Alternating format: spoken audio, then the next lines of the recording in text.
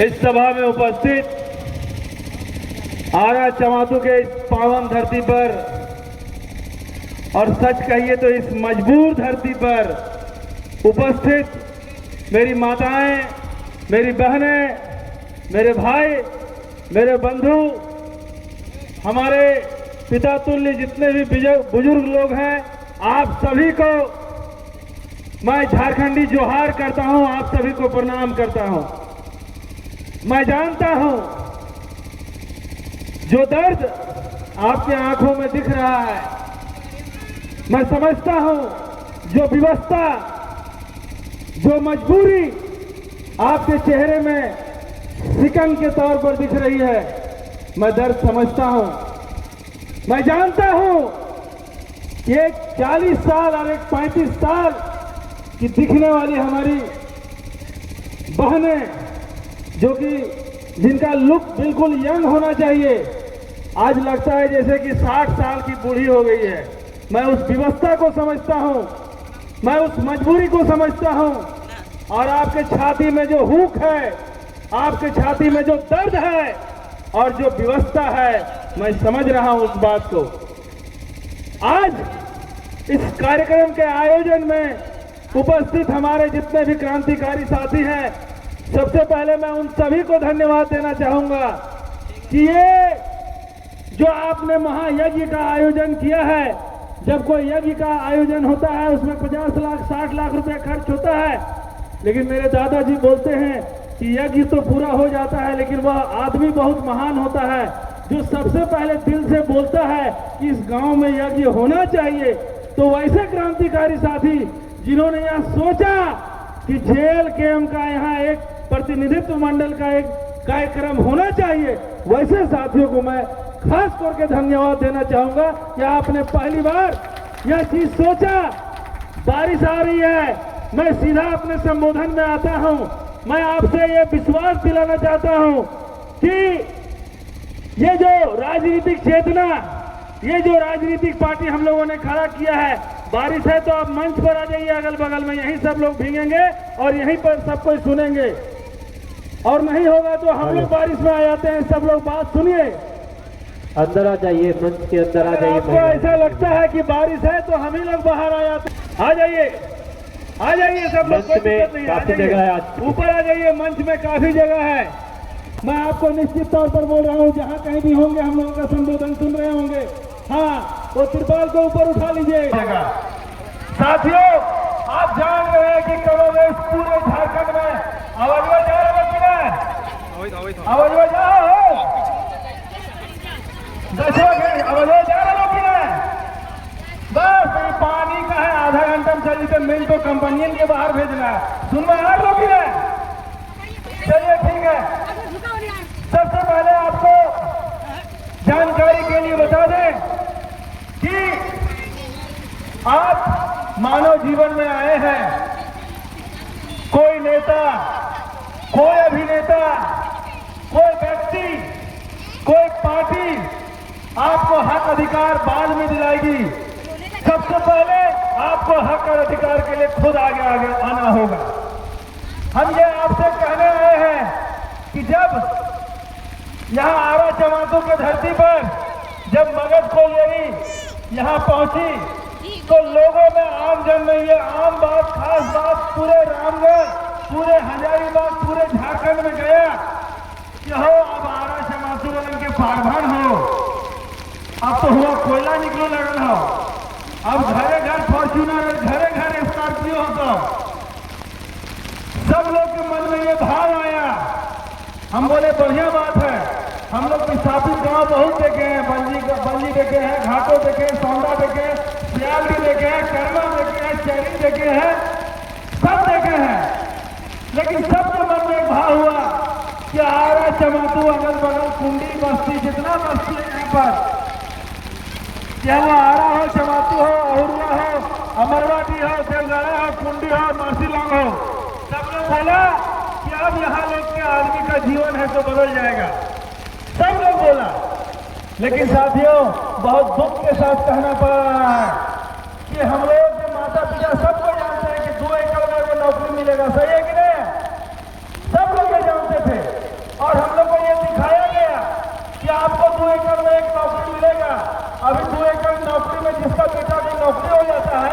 उसका शादी के लिए मारामारी हो जाता है कि अगर बेटवा सरकारी नौकरी है।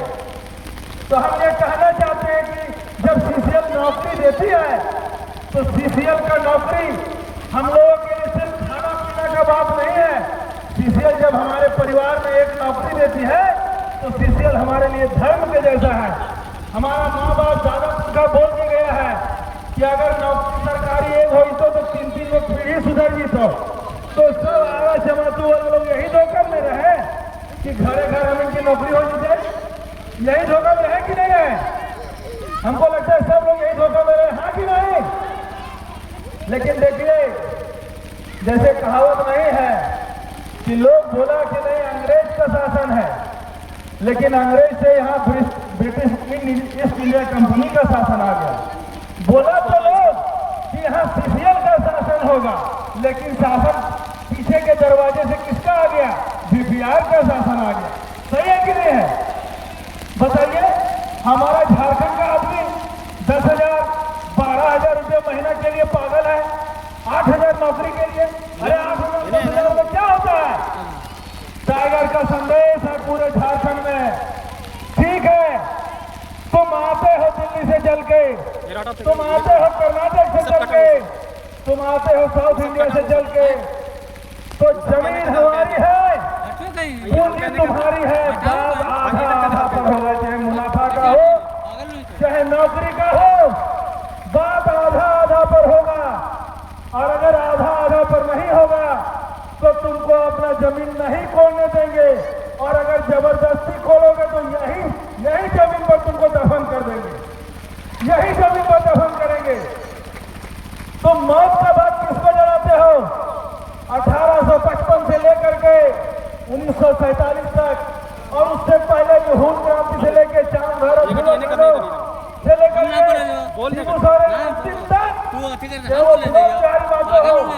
सभी ने इस राज्य के लिए बलिदान गोली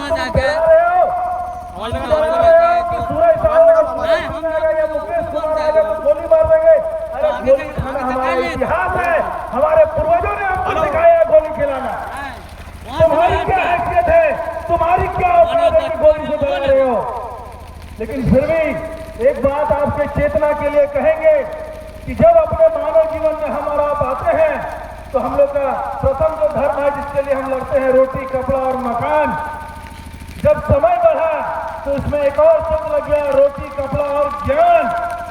लेकिन जब कोई नेता, जब कोई पॉलिटिशियन, जब कोई राजनीतिक पार्टी आती है तो हम लोग क्या सोचते हैं, हम लोग को क्या मिलना चाहिए? सबसे पहले अगर कोई तंत्र बदलना चाहिए तो वो शिक्षा बदलनी चाहिए। क्या बदलनी चाहिए?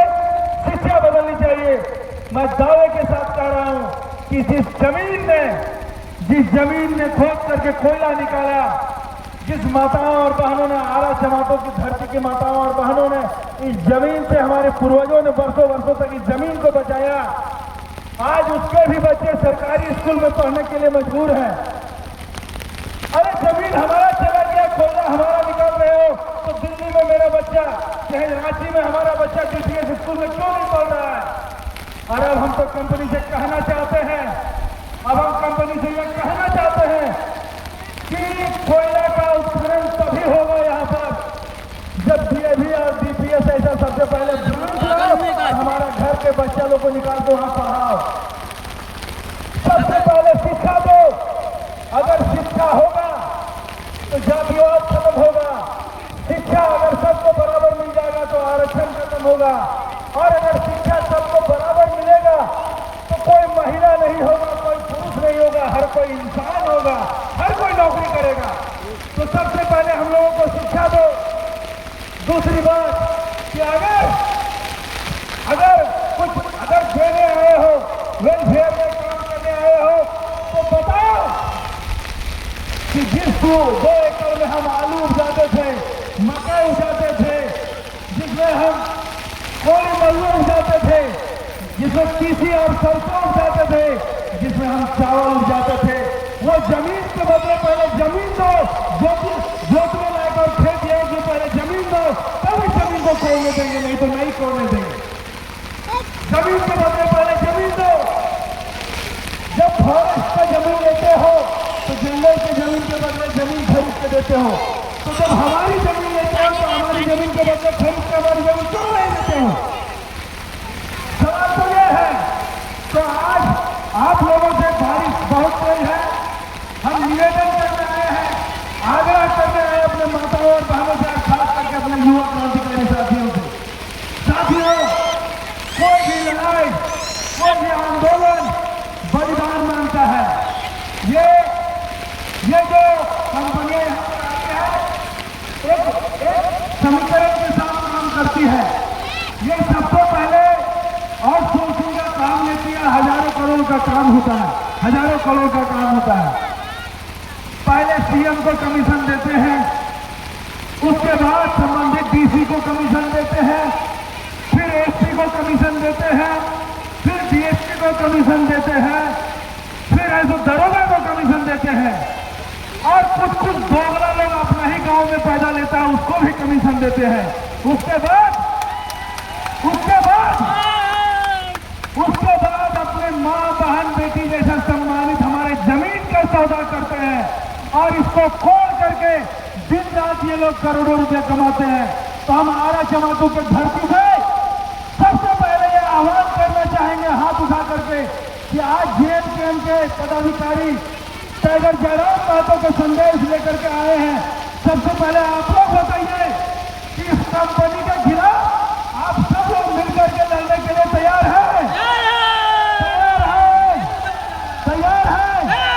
और अगर आप तैयार हैं तो हम गोली खाने के लिए तैयार हैं। पहला गोली हमको लगेगा, दूसरा आपको लगेगा।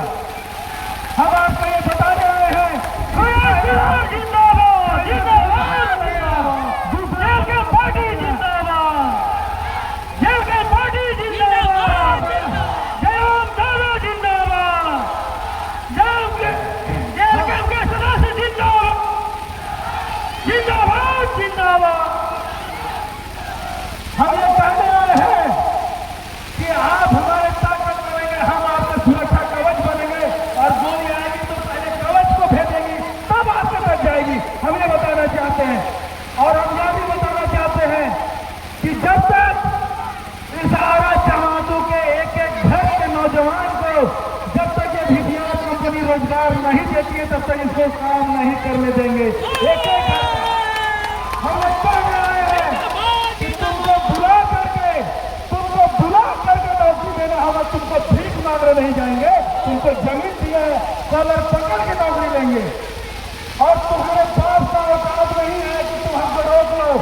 और ये तुमको बताना होगा कि तुम जो नौकरी दे रहे हो तो हम लोग ढेर बकरी हैं कि 12 घंटे खटाओगे। वीआईपी जैसा जाएंगे और 8 घंटा काम करेंगे और 1 घंटा लंच रहेगा, और 1 मिनट तुम ज्यादा काम नहीं करा सकते हो, 1 मिनट भी तुम ज्यादा काम नहीं करा सकते हो।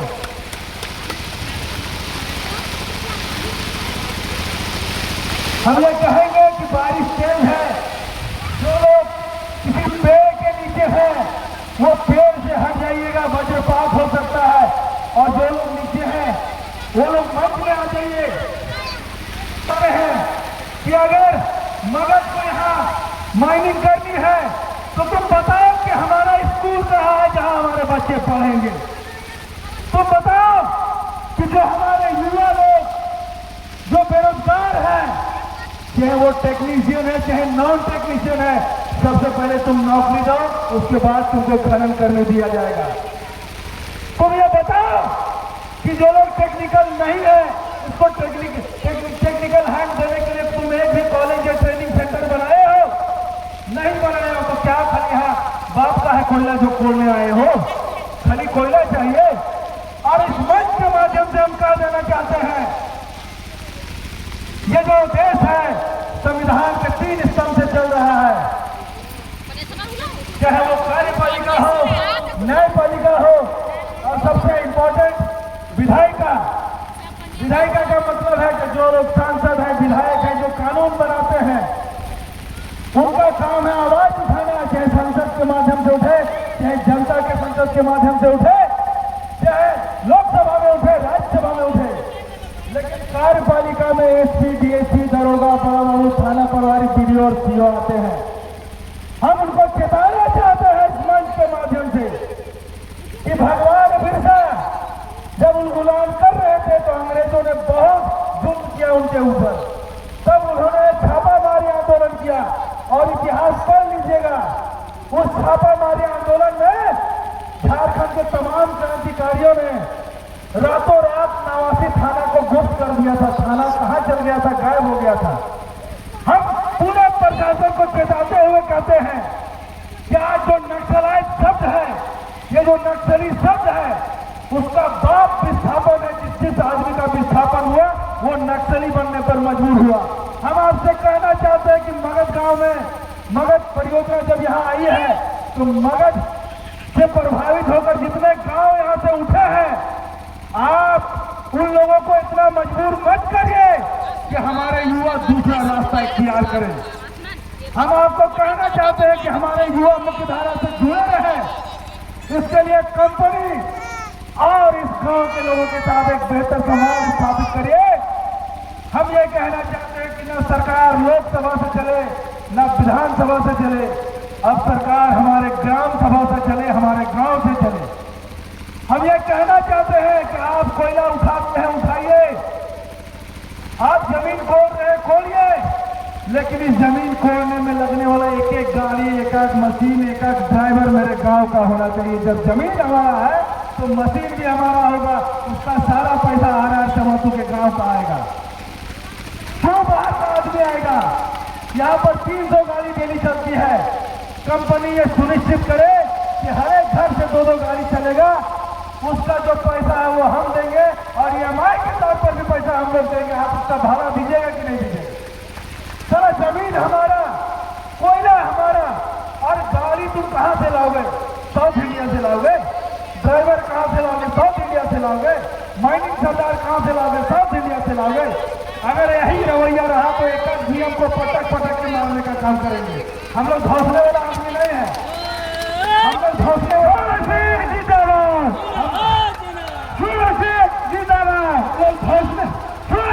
जिंदाबाद। हम सरकार से यही कहने आए हैं कि तुम मेरे नदी से बालू निकालो, ये बताओ कि NGT का टैक्स सरकार को कितना जाता है? सारा बालू और कोयला गांव का आदमी निकाल के इस मैदान में जमा करेगा और यहीं से बेच के तुमको टैक्स देगा। जो भी बिहार कोयला बेचेगी, जो सरकार बेचेगी, कोयला हम बेचेंगे, कोयला हमारा हम बेचेंगे। तुम कौन होते हो दलाल बेचने वाले? तुम दलाली करोगे और यहाँ अपना माँ बहन के दांत मुख खिसराल रहेगा 10 रुपए के लिए, 50 रुपए के लिए छाले पशु अपना आदमी चढ़ाने चलेगा, 150 के लिए खेती करने चलेगा। और तुम दिनों दिन स्कॉर्पियो, फॉर्च्यूनर, रांची में मकान, दिल्ली में मकान, NCR में मकान, पागल बना के रखे हो। और हम युवा लोग से कहना चाहेंगे, हम बीजेपी कांग्रेस JM मासू नहीं है। अगर हमारा एक लड़का को टिकट का थाना अगर पकड़ता है, पूरा झारखंड से थाना घेर लेंगे, पूरा थाना से आ जाएंगे, पूरा झारखंड से आ जाएंगे। और इस थाना प्रभारी का औकात नहीं है, औकात नहीं है कि RR चमातू का एक लड़का को टच कर दिया तो उसको सस्पेंड करा देंगे, इतने दिन घेरेंगे उसको थाना। हम कह दे रहे हैं आपको। इसलिए हो जिंदाबाद, हो जिंदाबाद। कैसे लगा ये अधिकार? कैसे लगा ये अधिकार? हम जानते हैं कि इस भीड़ में भी 2-4 वो दलाल होगा जो थाना प्रभारी को जाके फुसकेगा, कोई VPR को जाके फुसकेगा कि सर 2-4 वो आदमी आया था, ऐसे ऐसे बोल रहा था। उन लोग को भी बोलेंगे कि अरे चूड़ी कहाँ खनकाते हो, चूड़ी खनकाना बंद करो, नहीं तो उन लोग गाना गाएगा कि नाच मेरी बुलबुल को पैसा मिलेगा और कहाँ कदरदान तुम्हें ऐसा मिलेगा। तो बुलबुल मत बनो, चूड़ी खनकाने से कुछ नहीं हो जाता है। बनना है तो मत बनो, बात करो सामने से, गोली खाओ तो सामने से। लोग हमको पूछता है कि इस उम्र में चले हो आंदोलन करने, हम बोले जानते हैं इस उम्र में लोग गर्लफ्रेंड के लिए चॉकलेट लेके चलता है, इस उम्र में लोग गर्लफ्रेंड के लिए ब्रेसलेट लेके चलता है, लेकिन इस उम्र में हम अपना बैग में कफन लेके चलते हैं, अपना पार्टी का झंडा लेके चलते हैं। जहां गोली लग जाए तो टाइगर को कह देना कि सूरज साहू शहीद हो गया और मेरा झंडा मेरे लाश पर डाल देना। सूरज साहू जिंदाबाद, हो जिंदाबाद। तुम्हारी दीवानगी होगी रुपया के लिए, तुम्हारी दीवानगी होगी अच्छे अच्छे जीन्स के लिए, तुम्हारी दीवानगी होगी पैसे के लिए, तुम्हारी दीवानगी होगी बड़े बड़े मकान के लिए, तुम्हारी दीवानगी होगी बड़ी बड़ी कार के लिए। अरे हमको मोहब्बत है, मौत है, जिस दिन मर जाएंगे झारखंड माँ के लिए उस दिन तर जाएंगे। तो हम आपसे कहने आए हैं कि माटी का कर्ज चुकाना है और ये माटी बलिदान मांगता है। छोटा छोटा खेती करते हैं हम लोग गांव घर का, तो ग्राम देवता को मुर्गी और चेंगना देते हैं खुश करने के लिए। तो ये झारखंड बलिदान का धरती है, ये हर साल जवानों की लहू मांगती है। हम अपना लहू देने के लिए तैयार है, लेकिन अपना हक अधिकार बाहर वाला को छीनने नहीं देंगे, किसी भी हाल में नहीं देंगे, किसी भी हाल में नहीं छीनने देंगे। आप युवा टोली तैयार हो जाइए और इस बात को अपने माँ और बाप को आज जाकर के सामने कह दीजिएगा कि तुम्हारा बेटा डीसी, तुम्हारा बेटा एसपी, तुम्हारा बेटा कमिश्नर, तुम्हारा बेटा सीओ, तुम्हारा बेटा वीडियो नहीं बना माँ, लेकिन आज से तुम्हारा बेटा इस प्रशासन का, इस कंपनियों का बागी बना है। और बागी इसलिए बना है कि वीडियो सीओ कमिश्नर नहीं बने, इसमें मेरा कोई दोष नहीं है। तुम भी हमको 9 महीना पेट में रख के पैदा की हो, और की भी जो कलेक्टर हैं, जो एसपी है, डीसी है, जो कंपनी के मालिक है, उसके माँ ने भी 9 महीना कोख में रख करके पैदा किया।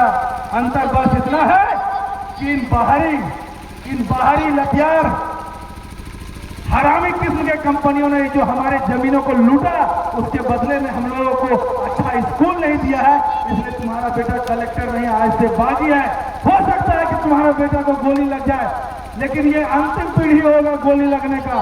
आज के बाद जब गोली लगने के बाद कोई अगली पीढ़ी आएगी तो इस जमीन पर उसको स्कूल मिलेगा, इसी जमीन पर उसको फैक्ट्री मिलेगा, इसी जमीन पर उसको कॉलेज मिलेगा, इसी जमीन पर उसको इंजीनियरिंग कॉलेज मिलेगा, आईटी कॉलेज मिलेगा, एमबीए कॉलेज मिलेगा, सब तरह का सुविधा मिलेगा। लेकिन ये राज्य बलिदान मांग रहा है। क्यों मांग रहा है? मैं बताना चाहता हूं इसका उदाहरण कि ये राज्य बलिदान क्यों मांग रहा है। देखिए, जब आप घाटों में जाइएगा, बंजी गांव सुने कि नहीं? घाटों बंजी में माइनिंग कर रहा है टाटा, और टाटा है जो अपने अनुसार 15 डिसमिल में भी एगो नौकरी दे देता है। उसके ठीक बगल में कर रहा है सीसीएल परेज में माइनिंग, वो 2 एकड़ में एक नौकरी दे रहा है। आप जब मगध में आते हैं तो 2 एकड़ में नौकरी दे रहा है। आप बांका गांव चले जाइए तो वहां नौकरी दे नहीं रहा है। अरे भैया, हम लोग कहीं शादी करते हैं तो 4 बार दामाद देखते हैं, 4 बार दामाद देखते हैं। तो तुम तो हमारा जमीनें ले रहे हो, तो हम कंपनी नहीं देखेंगे कि कौन हमको नौकरी देगा कि नहीं देगा? यह अधिकार छीनने वाला तुम कौन होता? हमको मर्जी होगा तो सीसीएल को देंगे, हमको मर्जी होगा तो टाटा को देंगे। जो कम जमीन में ज्यादा नौकरी देगा हम उसको देंगे माइनिंग के लिए। क्या कोई प्रतिबद्धता है क्या कोई मजबूरी है क्या कि डीपीआर माइनिंग करेगा? क्या कोई मजबूरी है कि सीसीएल करेगा? अगर टाटा 15 डिसमिल में, 20 डिसमिल में, 50 डिसमिल में नौकरी दे रही है तो हम टाटा को जमीन देंगे। क्या सही है कि नहीं? हम क्या मैंने बपौती है कि सलाह हम लोग बहन का शादी करते हैं तो 10 बार दामाद देखते हैं कि लड़का कमाता है कि नहीं। अरे तुम तो हमारा जमीनें ले रहे हो यार, तो हम कंपनी देखने के अधिकारी नहीं है कि कौन कंपनी को जमीन देंगे कि नहीं देंगे। तुम नोटिफिकेशन जारी कर दिया ईस्ट इंडिया कंपनी की तरह कि नहीं फलाना करेगा तो हमको नहीं पसंद होगा, तुमको माइनिंग करने नहीं देंगे। उसूल और शर्त पर काम होगा, बिना शर्त का काम नहीं होगा। आपको साथ है कि नहीं है? अगर तुम हमको संतुष्ट नहीं कर सकते हो तो अपना तुम लोहा लकड़ गाड़ी घोड़ा लेके तुम यहाँ भागो, तुम दूसरा कंपनी को भेजो, अगर हमको संतुष्ट करेगा उसको माइनिंग करने देंगे।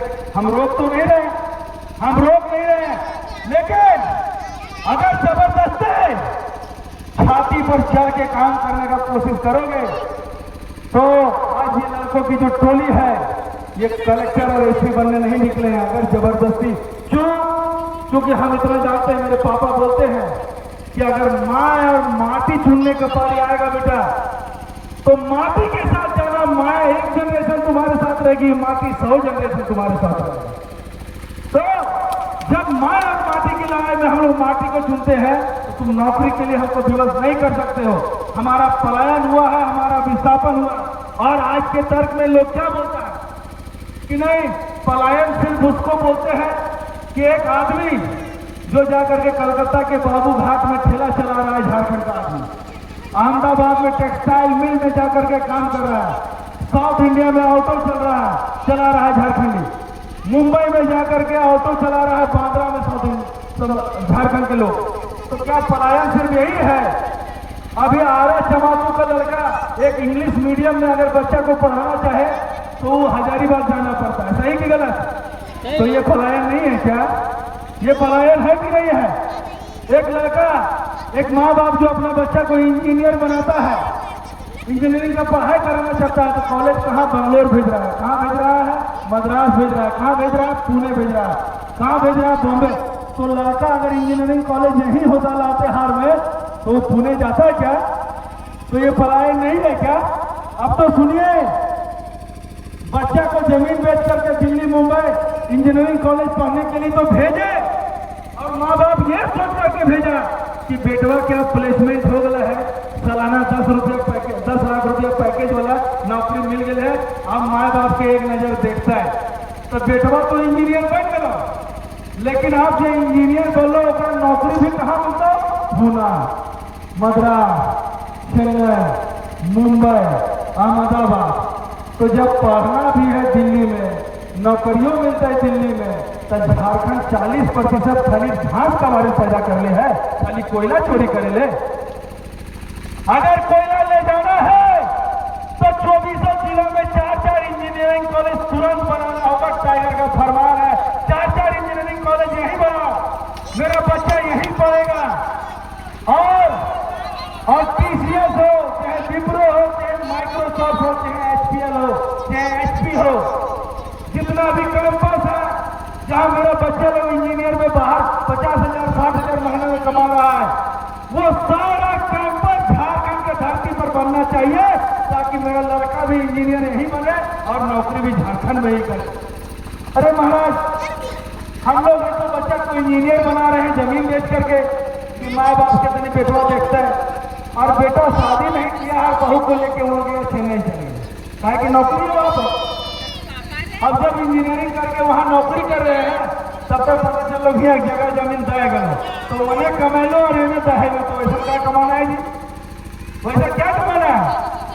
तो पलायन सिर्फ इस बात का नहीं है कि रोजगार के लिए बाहर जाते हैं, पलायन इस बात के लिए भी है कि कंपनियों ने हजारों हजार करोड़ रुपया, आप देखते होंगे अभी दुर्गा पूजा आ गया है, सीसीएल वाले अनाउंस करेगा कि मगध परियोजना में सीसीएल को 10,000 करोड़ का मुनाफा हुआ है। इसलिए दुर्गा पूजा के नाम पर जितने सीसीएल कर्मी हैं उनको 50,000 रुपये भीख दिया जाएगा, भीख, जिसको आप लोग बोनस बोलते हैं कि नहीं? बोनस के नाम पर। तो तुमको 10,000 करोड़ रुपया तुमको फायदा हुआ है, और हम लोग को भीख और बोनस कितना दे रहे हो? 50,000 अपना बोनस अपने जेब में रखो। इस आरा जमातों के धरती में बताओ पहले कि इंग्लिश मीडियम स्कूल कहाँ खोल रहे हो जहां मेरा बच्चा लोग विस्थापित का बच्चा वहां जाके पढ़ेगा, और 8 साल 10 साल के अंदर तड़ातड़ इंग्लिश बोलेगा, वैसा स्कूल खोलो, तब तुमको कोयला खोलने देंगे। आलू बाबा ढाबा है, हाथों में खोल रहे हो तो वहां डीएपी भेज दिए हो, कुजू मुर्गा में कर दिए हो तो वहां डीएपी भेज दिए हो। अरे ये मगध परियोजना में तुम भेजो एगो डीपीएस या एगो डीएपी का ब्रांच भेजो, जहाँ मेरा बच्चा फ्री पढ़ेगा, पैसा सीसीएल देगा, मगध देगा, हम लोग को देंगे, हम लोग को जमीन दे दिए, कोयला दे दिए तुमको। तो ये विचारधारा आपको अंदर लाना होगा। जब ये विचारधारा आप अपने अंदर लाइएगा, एक चीज आपको बता दे रहे हैं, कोई कोयला ले ले तब भी चलेगा, लेकिन अगर आपका जनरेशन वो जो बच्चा देख रहे हैं जो छाता से आपको दिख रहा है, अगर उस बच्चा को आप पढ़ाई लिखाई नहीं दे पाए, अच्छा स्कूल नहीं दे पाए, अच्छा कॉलेज नहीं दे पाए, और अच्छा खाना नहीं दे पाए, तो लालच है ऐसी जिंदगी पर, लालच है हम लोगों को ऐसी जिंदगी पर। लोग कहता है भगवान महान है, हम लोग भी कहते हैं कि माँ मेरी महान है। माँ महान क्यों होती है? क्योंकि 9 महीना पेट से हमको पैदा करती है। लेकिन जब वही बच्चा अनपढ़ पैदा होता है, वही बच्चा को जब अच्छा रोजगार नहीं मिलता है, वही बच्चा का जब पलायन दिल्ली बम्बई में हो जाता है, तो वो माँ जिसको हम लोग बोलते हैं माँ महान होती है, वही माँ मजबूर हो जाती है। वही माँ मजलूम हो जाती है। वो अपने बच्चे को अपने सामने खाना देना चाहती है, वो अपने बच्चे को सामने रोजगार देखना चाहती है, लेकिन ये कंपनियां मजबूर कर देती है कि करोड़ों का जमीन ले लेती है और 10,000 में हमारा बच्चा बाबू घाट में जाकर के टेंटी चला रहा है। तो यह परिस्थिति हम फिर से पैदा नहीं होने देंगे। हम सारी बातों को समझ रहे हैं, आपकी पीड़ा को समझ रहे हैं, दर्द को समझ रहे हैं, और आप यहाँ से जाइएगा, उसके बाद ये कहिएगा कि अरे उसे वालसुन भाषण देके चला था। लेकिन 2-3 चीज आपको बता देना चाहते हैं। घर जाइएगा, माँ भात सतुआ खा लीजिएगा, ठीक है, लेकिन ये अंदर से आप निश्चित हो जाइएगा कि अब इस धरती के लिए लड़ना होगा, इस धरती के लिए कुर्बानी देनी होगी। कुर्बानी क्यों मांग रही है? क्योंकि देखिए कहाँ जाइएगा, डीसी साहब पास जाइएगा तो उसके यहाँ पैकेट जाता है, एसपी साहब पास जाइएगा तो उसके पास पैकेट जाता है, डीएसपी पास जाइएगा उसके पास पैकेट जाता है, चीफ मिनिस्टर बनाए उसके पास पैकेट जाता है, रुपया जाता है। जिसको सांसद बनाए हैं वो ताकने नहीं आएगा, महीना होकर पहुंच जाए। जिसको विधायक बनाए हैं वो भी ताकने नहीं आएगा, उसके पास भी महीना में पहुंच जाता है। तो अंतिम विकल्प क्या है? विकल्प ये है कि ये धरती बलिदान मांग रही है और हमारी जमीन गई है तो हम लड़ेंगे, हम गोली खाएंगे। तुम आओ चाहे मत आओ, आपको तैयारी करनी होगी, कोई आपके पीछे नहीं आएगा। मेरे साथी मुकेश वालों को डीएसपी फोन आए लोग कि थोड़ा उठा लो। अरे डीएसपी से तुम्हारा व्यक्तिगत दुश्मनी नहीं है, उसको मार जाता है कि काम कौन रोक रहा है, उसको उठा। तो वैसे वर्दीधारी को, वैसे थाना प्रभारी को, वैसे प्रशासनिक शक्तियों को हम कहना चाहते हैं, करे माय का दूध पिए हो तो इस कंपनी को बोलो कि हमारे बच्चों को रोजगार और शिक्षा दे, और बेईमानी के रूप में तुम्हारा फलेगा नहीं, तुम्हारा बाल बच्चा आंधर और लंगड़ा पैदा होगा। इतना आदमी का भी साथ तुम बोलो, तुम्हारे बाल बच्चा को ये पैसा नहीं बचेगा। अगर हमारा हक मार करके बच्चा को फौरन भी पढ़ा रहे होगे ना तो तुम्हारा बच्चा कभी कामयाब नहीं होगा। और हक का ₹2 भी, अगर हक का ₹2 भी कमाते होगे तो तुम्हारे बच्चे जीवन में तरक्की करेगा। और ये हाव मास का शरीर है, जीवन का सत्य हम समझ गए हैं। तुम करोड़ों रुपये कमा लो, जब तुमको मृत्यु के सैया पर लटाया जाएगा तो ₹1 का सिक्का निकाल कर तुमकी मोहन तो निकाल रहा हो, मेरे लोग, और एक हल्दी लेकर के पैर में लोग लगा देगा। तो जब हल्दी और ₹1 का सिक्के लेके जाना है तो रुपये के लिए इतना तांडव क्यों कर रहे हो? क्यों कर रहे हो इतना तांडव? अगर हक देना है तो बराबर सबको दो। एक ऐसी व्यवस्था पैदा करो कि सहारा चमातों के हर एक घर में गाड़ी हो, हर एक घर में 4 व्हीलर हो, सबका बच्चा अच्छा स्कूल में पढ़ाया करे, कोई माँ बेहोश नहीं हो, कोई पिता लाचार नहीं हो। ऐसी व्यवस्था तुम पैदा करो। ऐसी व्यवस्था क्यों पैदा कर रहे हो कि एक आदमी को कमीशन खिला रहे हो, एक आदमी को दलाल बना रहे हो और अपना ही भाई का दुश्मन उसको बना रहे हो। अपना ही एक भाई को कंपनी क्या बोल रहा है कि तुमको 1 लाख बढ़ा दे देंगे, भाइयों जमीनों के लिए की कोई नहीं होगा, कंपनी यही कर रहा है। तो मेरा आप सभी साथी भाइयों से अनुरोध है कि देखिए काम होते रहेगा, बात होते रहेगा। आज आप लोग सब लोग हाथ उठा करके प्रण करेंगे कि अपने हक अधिकार के लिए आप लोग लड़ेंगे। हम लोग सभी लड़ाए, कानून संघर्ष, कानून भी तरीके से लड़ेंगे। ऐसा कोई लड़ाई हम लोग नहीं लड़ेंगे जिससे किसी की क्षति हो, लेकिन अगर हमारे अधिकार के साथ हकमारी होगा तो हम लोग काम नहीं होने देंगे। आज इस मंच से ये अनाउंस आपको करने जा रहे हैं कि पूरे लातेहार कमेटी और पूरे झारखंड जेल कमेटी की तरफ से ये मदद जितने भी लोग यहाँ पर जितने भी कंपनियां काम कर रही है, हम लोग 24 घंटे इन कंपनियों का पूरा काम पूरी तरीके से रोक देंगे। और जब तक कंपनी के प्रशासन और जितने भी विस्थापित गांव के ग्रामीण हैं एक बीच की वार्ता नहीं हो जाए, जितने भी लोगों को धमकी दे करके नौकरी निकाला है उनके बीच में एक वार्ता नहीं हो जाए, और वार्ता हमारे बीच में कभी भी कोई जीएम के टेबल पर अकेले होटल में नहीं होगा, इसी फटली टाउन मैदान में होगा। एक तरफ हमारा समाजों के लोग होंगे, एक तरफ कंपनी के लोग होंगे, और सब लोग सुनेगा और सब लोग समझेगा। तुम रोजी को, रोजगार को और हमारा बच्चा लोग कहाँ पड़ेगा ये सुनिश्चित करो। और जब हमारी जमीन आरक्षण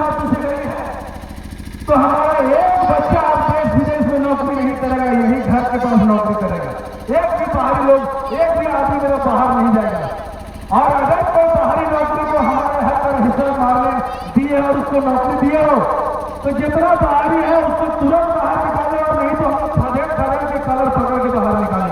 तो ये व्यवस्था अंत में यही कहना चाहेंगे, समय बहुत हो गया है। आप लोगों ने जो सम्मान, जो इज्जत, जो प्यार, जो तरजीह, जो दुलार दिया है, इस दुलार को आपको हम अपने पूंजी की तरह लेके जा रहे हैं। और इस प्यार और दुलार को और इस समर्पण को जब कभी वापस करने का मौका आएगा तो मैं और जेएलकेएम की टीम और हमारे सभी पदाधिकारी अपना खून का कतरा कतरा आपको देने के लिए तैयार है। और इस विश्वास के साथ कि जितने भी लोग आज मेरे पार्टी में जुड़े हैं, हो सकता है कि जाति नहीं जानते हैं, धर्म नहीं जानते हैं, पंथ नहीं जानते हैं, लेकिन हमारा धर्म सिर्फ एक है, वो है झारखंडियत। हम लड़ाई लड़ रहे हैं झारखंडियत के नाम पर। हम उनसे एक कहना चाहते हैं, मेरे प्यारे क्रांतिकारी साथियों, आप जितने भी लोग कहीं दूसरे पार्टी को छोड़ करके आए होंगे, उनका पूरा आदर और पूरा सम्मान है हमारी पार्टी में। जब कभी भी आपको कोई तकलीफ हो, वो व्यक्तिगत क्यों ना हो, वो पारिवारिक क्यों ना हो, वो राज्य के मामले में क्यों ना हो, आप खोजिएगा, हम लोग परिवार के जैसे आपको दुख और सुख में साथ देंगे। आप पार्टी में नहीं जुड़े हैं, आज से आप हमारे परिवार के भाई हैं, बहन हैं, माँ है, बेटी है, आपको वही इज्जत और सम्मान और तरजीह मिलेगा। आप सबके फिर पुनः आप सबके प्यार के, आप सबके आदर के लिए मेरे और सूरज भाई जैसे आधुनिक कार्यकर्ता को आप लोगों ने इतना इज्जत दिया, इतना सम्मान दिया और इतना दुलार दिया, इसके लिए मैं आप सबका धन्यवाद करता हूँ। और इससे अधिक आपका धन्यवाद इसलिए भी करता हूँ कि आपने ये तय कर दिया है, अब आप में एक राजनीतिक चेतना आ गई है कि अब इस धरती से यदि कोई विधायक और सांसद और नेता हमारे राज्य का अगुवा बनेगा तो वो हमारे बीच का होगा, कोई बिहार और यूपी वाला को हमें बर्दाश्त नहीं करेगा। आज आपने ये जो चेतना दिखाया है, इस चेतना के लिए मैं चाहूंगा कि पूरे आप लोग जो यहाँ जुटे हैं, आप अपने लिए एक बार ताली बजाइए कि आज आपने ये चेतना जगाया कि आज इस राज्य का अगुवा हमारे ही बच्चे होंगे, हमारे माटी के होंगे, हम लोग के बीच में खेलने पड़ने वाले होंगे। और तीसरा आदम को हम लोग भगवान नहीं बनेंगे। एक किसान परिवार के बच्चे को आपने इतना तरजीह दिया। हम आज से 5 दिन पहले अपनी मम्मी को बोल रहे थे कि माँ हमको जो आरा समाप्ति जाना है, तो मम्मी बोलते बोलते बोली कि आरा समाप्ति बड़ी समाप्ति हम घर अतीन बाबू बोलते हुए और हमनियों समाप्ति हुआ बड़ी आदमी के लगे। तो अपना खून का रिश्ता है इस गाँव से, अपना संबंधी लोग हैं, यहाँ कितने लोग हैं, हमारे तमाम हैं। तो आप सबसे यही कहना चाहेंगे कि परिस्थितियां बदल रही है, अपने लोगों के साथ खड़ा होइए। ये 25 साल का झारखंड लड़ाई ले रहा है बदलाव के लिए। जब जब ये माटी बलिदान मांगेगी, आरएसएस धरती के जितने युवा खड़ा है वो अपना बलिदान देने के लिए तैयार रहेंगे। मेरे साथ बोलेंगे जय झारखंड, जय झारखंड, जय झारखंड, जय जय कैसे लिया झारखंड, लड़के लिया झारखंड, कैसे लिया झारखंड, लड़के लिया झारखंड, कैसे लेंगे अधिकार, लड़के लेंगे अधिकार, कैसे लेंगे अधिकार, लड़के लेंगे अधिकार। टाइगर जयराम माता जिंदाबाद, जिंदाबाद जिंदाबाद, टाइगर जयराम माता जिंदाबाद, जिंदाबाद जिंदाबाद, टाइगर जयराम माता जिंदाबाद, जिंदाबाद जिंदाबाद, दादा सीएम जिंदाबाद, जिंदाबाद जिंदाबाद, दादा सीएम जिंदाबाद, जिंदाबाद जिंदाबाद, दादा सीएम जिंदाबाद, जिंदाबाद जिंदाबाद। आप लोगों से आह्वान कर रहे हैं कि हम लोगों के पास मोटा मोटी 4 साल बचा है। 300 से 365 दिन को 4 से गुना कर दीजिएगा तो मोटा मोटी 1500 दिन बचा है। और 1500 दिन हम लोग सोएंगे नहीं, एक एक दिन हम लोग संकल्पित है कि इस 1500 दिन में एक एक दिन एक एक गांव हम लोग जा करके गांव से मिलेंगे और सब लोग से मिलेंगे। और ये प्रतिबद्धता के साथ, ये कटिबद्धता के साथ, ये जिम्मेवारी के साथ कि सब युवा मिलकर के टाइगर जयराम महतो को मुख्यमंत्री बनाएंगे। आइए हम सब लोग संकल्प लेते हैं। जयराम महतो जिंदाबाद, जिंदाबाद जिंदाबाद, जयराम महतो जिंदाबाद, जिंदाबाद जिंदाबाद, जयराम महतो जिंदाबाद, जिंदाबाद जिंदाबाद। आरा समाप्ति की इस धरती को मैं पुनः प्रणाम करता हूँ। आप सभी माताओं बहनों को चरण छू करके मैं आशीर्वाद अपेक्षित हूँ। बहुत बहुत